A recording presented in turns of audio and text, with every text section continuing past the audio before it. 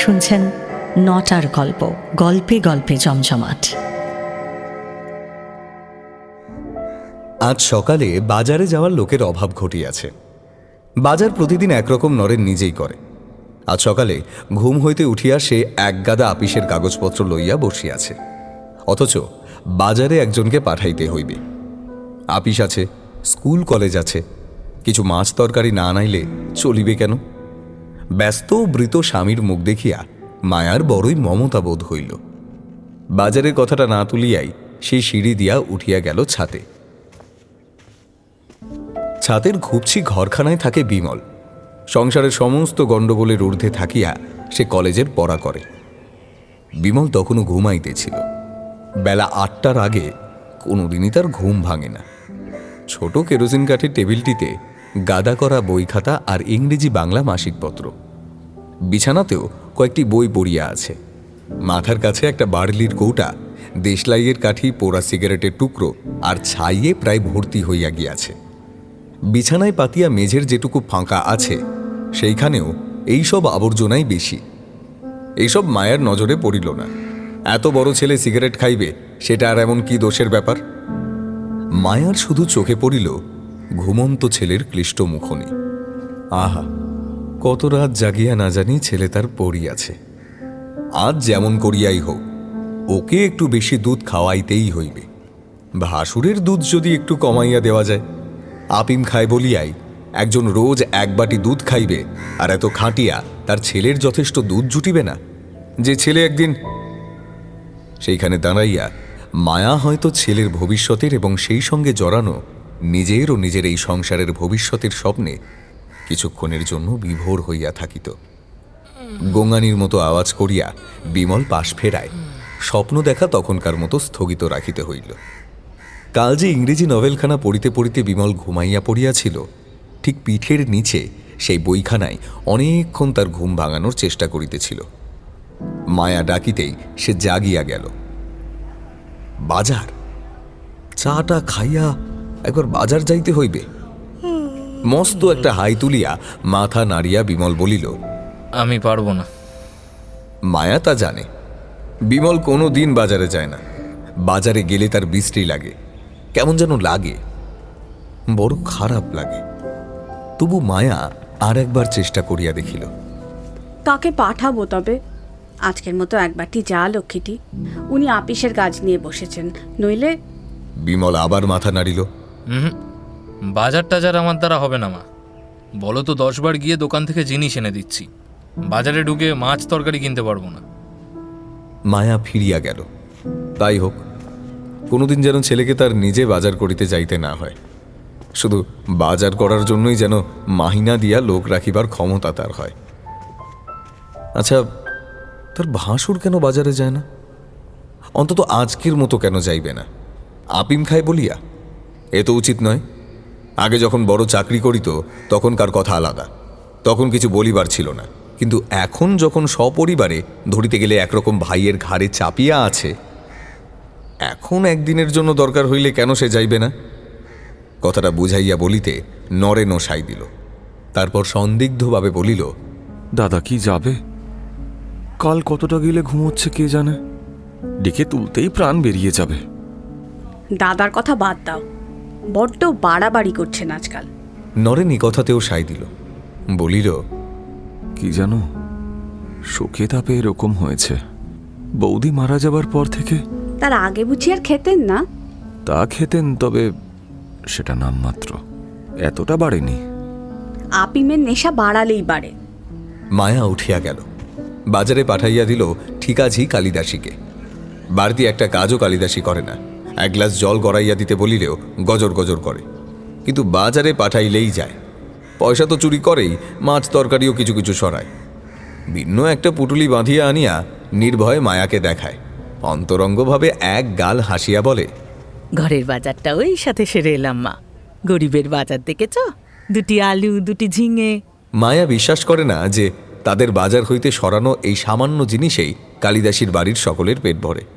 তবে সে আরও যে 3টি বাড়িতে কাজ করে, তাদের প্রত্যেকের বাজারে এরকম ভাগ বসাইলে চলিয়া যাইতে পারে বটে। মাঝবয়সী এই স্ত্রীলোকটির আঁটো সাঁটো গড়ন আর চালচলন সমস্তই মায়ার চক্ষুশুল। ঝি পাওয়া এতটা কঠিন না হইলে সে কবে কালিদাসীকে দূর করিয়া দিত। তবু মেয়ে মানুষের ঘরের খবর না জানিয়া পারে না, তাই খুঁটিয়া খুঁটিয়া কালিদাসীর সংসারের সব বিবরণী মায়া প্রায় জানিয়া ফেলিয়াছে। খাওয়ার লোক এবাড়ির চেয়ে দু একজন বেশিই হইবে। তাছাড়া কালিদাসীর স্বামী মদন আপিম খায়। প্রথম দিন খবরটা শুনিয়া মায়া গভীর সহানুভূতির সঙ্গে বলিয়াছিল, আপিম খায়? তাই বুঝি রোজগারপাতি আর কিছুই করে না? কালিদাসী আশ্চর্য হইয়া বলিয়াছিল, রোজগার করবে না কেনে গা, ওর মতো খাটতে পারে কটা লোক, তবে গরিবের সংসার তো কুলোয় না। মায়াও আশ্চর্য হইয়া বলিয়াছিল, আপিম খায় তবু নিয়মিত কাজকর্ম করে? কালিদাসী বলিয়াছিল, আপিম খায় তো কাজ করবে না কেনে মা। প্রায় 10টার সময় কালিদাসীর বাজার করা মাছ তরকারি মুখে গুঁজিয়া নরেন আপিস যাইতেছিল। আপিমসোর দাদা ডাকিতেছে শুনিয়া তার ঘরে গেল। 3টি মাথার বালিশের উপর একটা পাশ বালিশ চাপাইয়া আরামে ঠেস দিয়া হরেন আধশোয়া অবস্থায় পড়িয়া আছে। মুখে কিন্তু তার একটুও আরামের ছাপ নাই। আছে চটচটে ঘামের মতো ভোতা একটা অবসাদ আর নির্বিকার উদাস ভাবের আবরণ। তোষকটা একটু ঘেঁড়া, বিছানার চাদরটা অত্যন্ত ময়লা, 2টি বালিশ আর পাশ বালিশটিতে ওয়ারের অভাব। ঘরের সমস্ত জিনিসপত্রে পীড়াদায়ক বিশৃঙ্খলা। কিন্তু উপায় কি? শোকে তাপে মানুষ যখন কাতর হইয়া পড়ে তখন আর তার কাছে কি প্রত্যাশা করা যায়? হরেন বলিল, আপিস যাচ্ছ? নরেন বলিল, হ্যাঁ। একটা টাকা দাও দেখি আমাকে। নরেন একটু ভাবিল। টাকার বড় টানাটানি। মাস শেষ হইয়া আসিয়াছে। অনেকদিন হইতে দাদাকে সে টাকা দিয়া আসিতেছে, কখনো 1টা, কখনো 10টা। আজ ব্যাপারটা একটু বিবেচনা করিয়া দেখা দরকার। আর কি কোনোদিন হরেনের পক্ষে গা ঝাড়া দিয়া উঠিয়া বড় চাকরি বাকরি করা সম্ভব হইবে? আগের মতো বড় না হোক, মাঝারি রকমের বড়। 2 বছরের মধ্যে যদি এত আপিম বাড়াইয়াও শোকতাপটা সামলাইয়া উঠিতে না পারিয়া থাকে, আর কি কোনোদিন পারিবে? আপিমটা হয়তো দিন দিন পরিমাণে বাড়িয়াই চলিবে। মায়া ঠিক বলিয়াছে, আপিমের নেশা বাড়ালেই বাড়ে। টাকা তো নেই দাদা, মাস কাবার হয়ে এলো, আমি সামান্য মাইনে পাই। একেবারেই নেই? আনাচারে হবে না? নরেন মাথা নাড়িয়া বলিল, না, একটি পয়সাও নেই। আপিমের জন্য তো? আপিমটা এবার তুমি ছেড়ে দাও দাদা। হরেন তৎক্ষণাৎ রাজি হইয়া গেল। আচ্ছা, ছেড়ে দেব, কিন্তু হঠাৎ তো ছাড়া যায় না। 8 দিনের নেশা। কারো কাছে ধার ধর করে অল্প একটু এনো আজ কিনে কমিয়ে কমিয়ে কদিন বাদেই একেবারেই ছেড়ে দেব। সত্যি এই নেশাটা এবার ছেড়ে দেওয়াই উচিত। এনো কিন্তু কেমন? হ্যাঁ, দেখি। দেখি বলিয়া নরেন চলিয়া গেল। জবাবটা হরেনের তেমন পছন্দ হইল না। অন্তত আজকের দিনটা চলিয়া যায় এরকম সামান্য পরিমাণে আপিম নরেন কিনিয়া আনিবে, এটুকু ভরসাও কি করা চলে এরকম জবাবের পর? যদি না আনে, অসময়ে সে ফিরিয়া আসিবে, তারপর হয়তো 1000 চেষ্টা করিয়াও একরতি আপিমও সংগ্রহ করা চলিবে না। কি সর্বনাশ! সন্ধ্যার পর একটু আপিম না হইলে তার চলিবে কেন? কথাটা ভাবিতে গিয়াই তার হৃদকম্প উপস্থিত হয়। বিমল কলেজ যাওয়ার জন্য প্রস্তুত হইলে বিমলকে সে ডাকে। গলা যথাসম্ভব মিহি করিয়া বলে, কলেজ যাচ্ছ? তোমার কাছে টাকা আছে? একটা দিতে পারো আমায়? বিমল বলে, আছে, কিন্তু তোমায় দেব না। কেন? আফিম খেয়ে খেয়ে তুমি গোল্লায় যাবে আর আমি। হরেনের রাত বোঝা চোখ দুটি যেন এমন শ্রান্ত যে আর চোখে ভাইপোর মুখের দিকে তাকানোর পরিশ্রমটুকু করিবার ক্ষমতাও চোখের নাই। চোখ দুটি একেবারে বুঝিয়া ফেলিয়া বলে, আচ্ছা থাক থাক, দরকার নাই।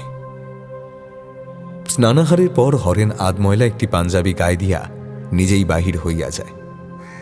আপিম ছাড়া তো চলিবে না, যেভাবেই হোক জোগাড় করিতেই হইবে। এদিকে আপিসের কাজ করিতে করিতে নরেনের মনটা খুঁতখুঁত করে। প্রথমটা হরেনের মঙ্গলের জন্য নিজের দৃঢ়তা প্রদর্শনের কথা ভাবিয়া বেশ গর্ববোধ হইতেছিল। আপিসে পৌঁছতে পৌঁছতেই প্রায় সেই ভাবটা শেষ হইয়া গিয়াছে। এখন মনে হইতেছে মোটে 4 ঘন্টা পয়সা চাহিয়াছিল, না দেওয়া কি উচিত হইয়াছে? একদিনে আপিম ছাড়া আপিমখোরের পক্ষে সম্ভব নয়, এ কথাও সত্য।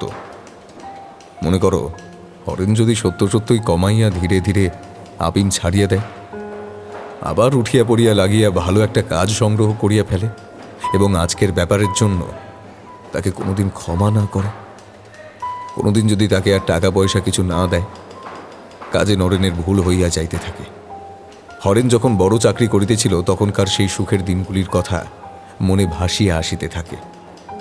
কি আরামেই তখন সে ছিল, কোনো ভাবনা ছিল না, কোনো অভাব ছিল না। নিজের বেতনের প্রায় সব টাকাই নিজের সুখের জন্য খরচ করিলেও কিছু আসিয়া যাইত না। আর চারিদিকে টানাটানি, কেবল অভাব আর অভিযোগ। দিনে 5টির বেশি সিগারেট খাওয়ার পর্যন্ত তার উপায় নাই, বিড়ি টানিতে হয়। আপিমের নেশাটা ছাড়িয়া হরেন যদি আবার টিফিনের সময় মুখে খোঁচা খোঁচা দাড়ি, এক মাথা ঝাঁকড়া চুল লইয়াই মাঝবয়সী এক লোক আসিয়া বলিল, এই মাসে নেবেন তো? আপনার জন্য বাছা বাছা নাম্বার রেখেছি, সব কটা জোড় সংখ্যা, একটা বিজোড় নেই। এ দেখুন, 4, 8, 6। 6টি লটারির টিকিট বাহির করিয়া সে নরেনের হাতে দেয়। নরেন নিঃশ্বাস ফেলিয়া বলে, কিনছি তো প্রত্যেক মাসে, লাগছে কই? প্রথমে 3খানা, তারপর জোড়া সংখ্যার টিকিট কেনা ভালো মনে করিয়া 4খানা টিকিট রাখিয়া নরেন একটি টাকা বাহির করিয়া দিল। টাকাটা পকেটে ভরিয়া লোকটি বলিল, 1 টাকা দামের 1খানা টিকিট আছে, নেবেন? First price 40%। আর গতবার 57,000 হয়েছিল, এবার আরও বেশি হবে। মস্ত ব্যাপার। টিকিটখানা হাতে করিয়া নাড়িয়া চারিয়া নানাভাবে দেখিয়া নরেন বলিল, নেব কি, টাকাই যে নেই। একেবারে মাসকাবারে এলেন, কদিন আগে যদি আসতেন, 3রা আসবেন, নেবক্ষণ। লোকটি ঝাঁকড়া চুলে ঝাঁকি দিয়া বলিল, 3রা আসবো কি মশাই, আজকে লাস্ট ডেট, সব টিকিট সেল হয়ে গেছে। ওই 1খানা রেখেছিলাম আপনার জন্য, কি জানেন, এতে আপনার চান্স বেশি। টিকিট লিমিটেড কিনা, থার্ড প্রাইজও যদি পান 20,000 তো বটেই, বেশিও পেতে পারেন। আরেকটি টাকা মানিব্যাগে ছিল, টাকাটি নরেন বাহির করিয়া দিল। এদিকে কলেজে বিমলের মনটাও খুঁতখুত করে।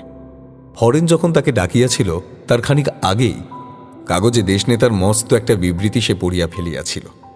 বিবৃতিটি অবশ্য আপিম সম্পর্কে নয়, তবু সেটি পড়িয়া দেশশুদ্ধ লোকের ওপর যে তীব্র আক্রোশ আর যে অনির্দিষ্ট আত্মগ্লানি তাকে পীড়ন করিতেছিল, অর্ধসাহিত জ্যাঠাকে দেখিয়া তার প্রতিক্রিয়া একটা নির্দিষ্ট উপলক্ষ পাইয়া প্রবল হইয়া উঠিয়াছিল।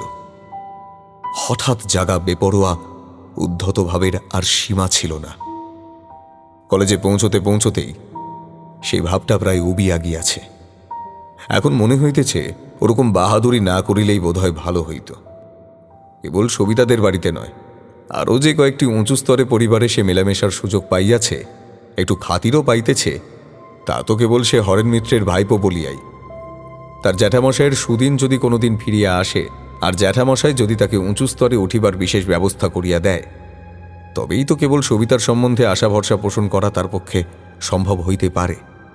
অবশ্য সবিতা যদি তার জন্য পাগল হইয়া ওঠে, যদি বুঝিতে পারে যে তাকে ছাড়া বাঁচিয়া থাকিয়া কোনো সুখ নাই, তবে হয়তো জ্যাঠামশাই পেছনে নাই জানিয়াও এবং সে যে একদিন বড় হইবেই হইবে তার কোনো সুনিশ্চিত প্রমাণ সে এখন দেখাইতে না পারিলেও তাকেই সবিতা বরণ করিবে।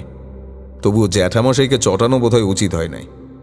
3টার সময় বিমল গেটের কাছে দাঁড়াইয়া রহিল। তার ক্লাস 1 ঘন্টা আগেই শেষ হইয়াছে। এবার শেষ হইল সবিতার। প্রায় আধ ঘন্টা পরে সবিতা আসিল। বিনা ভূমিকাতেই বলিল, আজ তো আপনাকে মোড় পর্যন্ত পৌঁছে দিতে পারবো না, আমি অন্যদিকে যাব। বিমল বলিল, কোন দিকে? সবিতা বলিল, এই অন্যদিকে, মানে আমার এক আত্মীয়ের বাড়ি যাব। বিমল বলিল, কতক্ষণ থাকবেন? সবিতা মৃদু হাসিয়া বলিল, তার কি ঠিক আছে কিছু? সবিতার গাড়ি চলিয়া গেলে বিমল ভাবিতে লাগিল, এখন কি করা যায়? একবার সে বাঁ হাতের কবজিতে বাঁধা দামি ঘড়িটার দিকে চাহিয়া দেখিল। হরেন তাকে একদিন ঘড়িটি কিনিয়া দিয়াছিল। এত শিগগির বাড়ি ফিরিয়া কোনো লাভ নেই। মাধুরীদের বাড়িতে যদি যায় কেমন হয়? মাধুরী হয়তো 2-1খানা গান শোনাইতে পারে, তারপর হয়তো তার সঙ্গে বেড়াইতে যাইতেও রাজি হইতে পারে। কিন্তু বড় ক্ষুধা পাইয়াছে, কিছু খাইয়া যাওয়া দরকার। মাধুরী তো শুধু 1 কাপ চা খাইতে দিবে। সেদিন রাত্রি 9টার সময়ও হরেন বাড়ি ফিরিল না। নরেন আর বিমলকে ভাত দিয়া মায়া 2টি দুধও দুজনের থালার সামনে আগাইয়া দিল। বিমল আশ্চর্য হইয়া বলিল, দুধ কেন? নরেন বলিল, দাদার দুধ আছে তো? মায়া বলিল, ওনার দুধ লাগবে না। খাইয়া উঠিয়া নরেন ঘরে গেল। আপিসে একজন 1 পয়সা দামের একটি চুরুট উপহার দিয়াছিল। বিছানায় আরাম করিয়া বসিয়া সবে চুরুটটি ধরাইয়াছে, হরেনের ছোট মেয়ে অমলা আসিয়া খবর দিল, বাবা তোমায় ডাকছে কাকু। নরেন অন্য কথা ভাবিতেছিল। ইতিমধ্যে দাদা কখন বাড়ি ফিরিয়াছে টেরও পায় নাই। জানালার সিমেন্টের উপর চুরুটটি নামাইয়া রাখিয়া একটু অস্বস্তির সঙ্গেই সে হরেনের কথা শুনিতে গেল। এমন সময় বাড়ি ফিরিয়া তাকে ডাকিয়া হরেনের কি বলিবার থাকিতে পারে। হরেন তাকে 5টি টাকা দিয়া বলিল, একেবারে টাকা নেই বলছিলে, এই কটা টাকা রাখো। আর শোনো, বসাকদের কোম্পানিতে একটা কাজ ঠিক করে এলাম। বুড়ো কদিন থেকে আমি বলছিল, তুমি তো চেনো বুড়োকে, চেনো না? শরীরটা ভালো যাচ্ছে না, কিন্তু কি আর করা যায়, সংসার তো চালানো চাই। মেয়েটারও বিয়ে দিতে হবে 2 দিন পরে। এইসব ভেবে হরেনের ভাব দেখিয়া মনে হয় একটা চাকরি ঠিক করিয়া আসিয়া সে যেন অপরাধ করিয়াছে এবং নিজেকে সমর্থন করার জন্য নরেনের কাছে কৈফিয়ত দিতেছে। হঠাৎ থামিয়া গিয়া সে ডাকিল, বলি। অমলা আসিলে বলিল, তোর কাকিমাকে বলতো গিয়ে আমি ভাত খাবো না, শুধু দুধ খাবো। নরেন নিজেই মায়াকে খবরটা জানাইয়া আসিল। হরেনের চাকরির খবরের চেয়ে সে শুধু দুধ খাইবে এই খবরটাই যেন মায়াকে বিচলিত করিয়া দিল বেশি। গৃহিণীর কর্তব্য পালনের জন্যই সে যে আজ 1 ফোঁটা দুধও রাখে নাই। দুধের কড়াইটা পর্যন্ত মাজিবার জন্য কলতলায় বাহির করিয়া দিয়াছে। কি হইবে এখন? বিমলকে ডাকো শিগগির, আর কনা পয়সা দাও। বিমল মোড়ের ময়রার দোকান হইতে দুধ আনিতে গেল। নরেন ঘরে গিয়া আবার বিছানায় আরাম করিয়া বসিল। চুরুটটা নিভিয়া গিয়াছে। রাত্রে সহজে ঘুম না আসিলে দরকার হইতে পারে ভাবিয়া 2টি সিগারেট নরেন সঞ্চয় করিয়া রাখিয়াছিল। ঘুম না আসিলে গভীর রাত্রে ক্রমাগত সিগারেট টানিবার ইচ্ছাটা কেন যে প্রচণ্ড হইয়া ওঠে কে জানে। বিমলকে 5টা সিগারেটও আনিতে দেওয়া হইয়াছে। সুতরাং নিশ্চিন্ত মনেই সঞ্চিত সিগারেটের একটি ধরাইয়া সে টানিতে লাগিল। যার যা টানা অভ্যাস, সেটা না হইলে কি তার আরাম হয়? হরেন আবার চাকরি করিবে, সংসারের অভাব অনটন দূর হইবে, এ চিন্তার চেয়ে অন্য একটা অতি তুচ্ছ কথা নরেনের বেশি মনে হইতে থাকে। কাল বাজার করার পয়সা কোথায় পাইবে সে ভাবিয়া পাইতেছিল না। হরেন 5টা টাকা দেওয়ায় এই দুশ্চিন্তার হাত হইতে সে রেহাই পাইয়াছে। বাজারের পয়সা পর্যন্ত না রাখিয়া 2 টাকা দিয়া লটারির টিকিট কিনিয়াছে। এই চিন্তাটাও মনের মধ্যে বড় বেশি বিধিতেছিল। 1050 টাকা পাইয়া গেলে যে কি মজাটাই হইবে, এই কল্পনায় যেন তেমন সুখ হইতেছিল না। এবার চোখ বুজিয়া নিশ্চিন্ত মনে কল্পনাকে আমল দেওয়া সম্ভব হইয়াছে। পড়ার টেবিলের সামনে বসিয়া বিমল ভাবিতে থাকে, এত রাত্রে সে যে কষ্ট করিয়া তার খাওয়ার জন্য দুধ কিনিয়া আনিয়াছে, পাকে প্রকারে জ্যাঠামশাইকে এই খবরটা জানাইয়া দিতে পারিলে বোধহয় ভালো হইত। সকালের ব্যাপারেও জ্যাঠামশাই যদি চটিয়া থাকে, কথাটা শুনিয়া খুশি হইতে পারে। খুশি হইলে হয়তো। রাত্রির মতো মায়ার সংসারের হাঙ্গামা চুকিতে 11টা বাজিয়া গেল। হরেন তখন ঘুমাইয়া পড়িয়াছে। অন্যদিন সন্ধ্যার পরেই নেশা জমিয়া আসে। 11টা-12টা পর্যন্ত ঝিমানোর আরাম ভোগ করিয়া সে ঘুমাইয়া পড়ে। আজ সে সুখটা ফসকাইয়া গিয়াছে। রাত 9টা পর্যন্ত বাহিরে বাহিরে ঘুরিয়া এমন শ্রান্তই সে হইয়া পড়িয়াছিল যে ভালো করিয়া নেশা জমিবার আগেই ঘুম আসিয়া গিয়াছে। নরেন চিত হইয়া শুইয়া 3য়বার লটারির টিকিটের লেখাগুলি খুঁটিয়া খুঁটিয়া পড়িতেছে। বিমলও পড়ার টেবিল ছাড়িয়া কয়েকখানা বই আর খাতা পেন্সিল লইয়া বিছানায় আশ্রয় গ্রহণ করিয়াছে। মুখে তার গভীর দুশ্চিন্তার ছাপ। কিছুক্ষণ হইতে সে মনে মনে একটা গল্প গড়িয়া তুলিতেছিল।